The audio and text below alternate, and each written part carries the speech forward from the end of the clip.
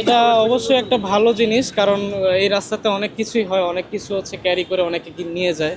খুশি হয়েছে। আমাদের হ্যাঁ ব্যাপক খুশিতে একটু টাইম কম তো আমাদের যেতে হবে।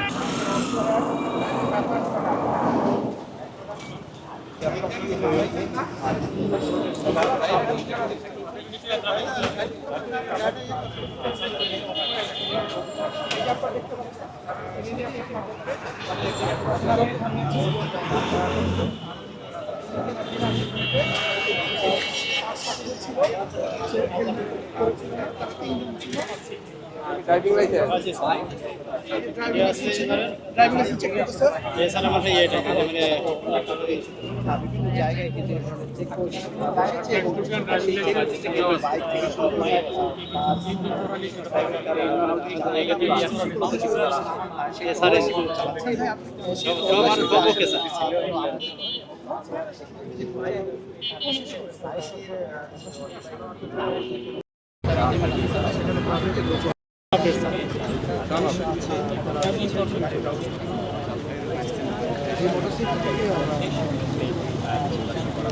আপনি কি মনে করছেন? আমি ভালো মনে করছি, এটা ভালো মনে করছি। হেলমেট নাই। আপনার হেলমেট কোথায়? হেলমেট ছাড়া আপনি কেন চলতেছেন এটা বলেন। গাড়ির পেপারস দেখান, গাড়ির পেপারস দেখান। এমসিলেন বলে তো হবে না ভাই।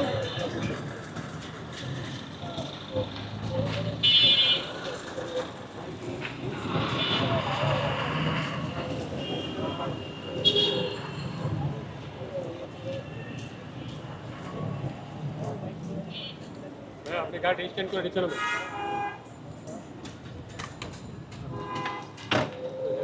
আগে প্রথমে এই কথা বলেন যে আপনারা হেলমেট ছাড়া বাইরে গেলেন।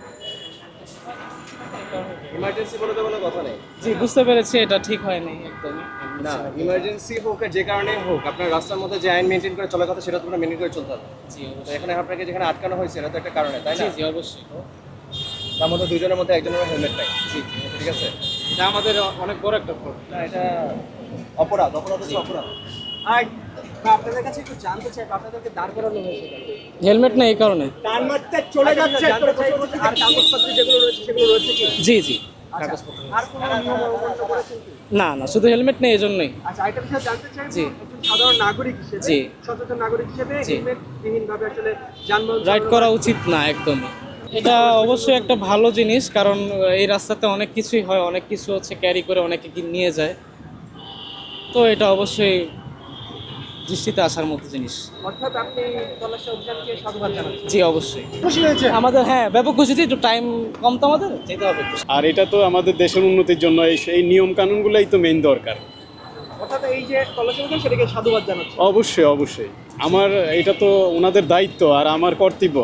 যে গভীর রাত্রিতে গাড়ি থামায় যে তল্লাশি চালাচ্ছে, এটা আসলে কিভাবে দেখছেন? আসলে আমি অ্যাকচুয়ালি আমি আমার ভাই অসুস্থ, মারাত্মক অসুস্থ, তারপরেও যে থামাইছে আমার আসলে এটা আফসোস নাই, এই কারণে যে এটা তাদের আইন, তাদের নিয়ম তারা পালন করতেছে, আমাদেরও এটা সাধুবাদ জানানো উচিত দেশের কল্যাণে।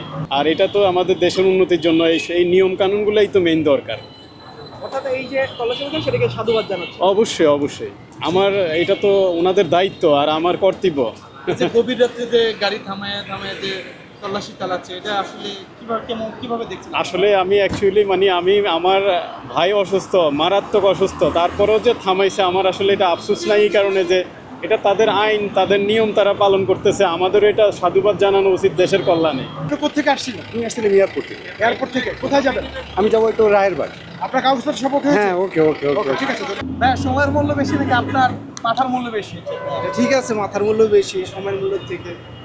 আরেকটা বিষয় জানতে চাইবো, যতবার নিজে তল্লাশি অভিযান ঠিক আসলে একজন সচেতন নাগরিক হিসেবে কিভাবে দেখছেন? এটা ভালো, সবার জন্যই ভালো।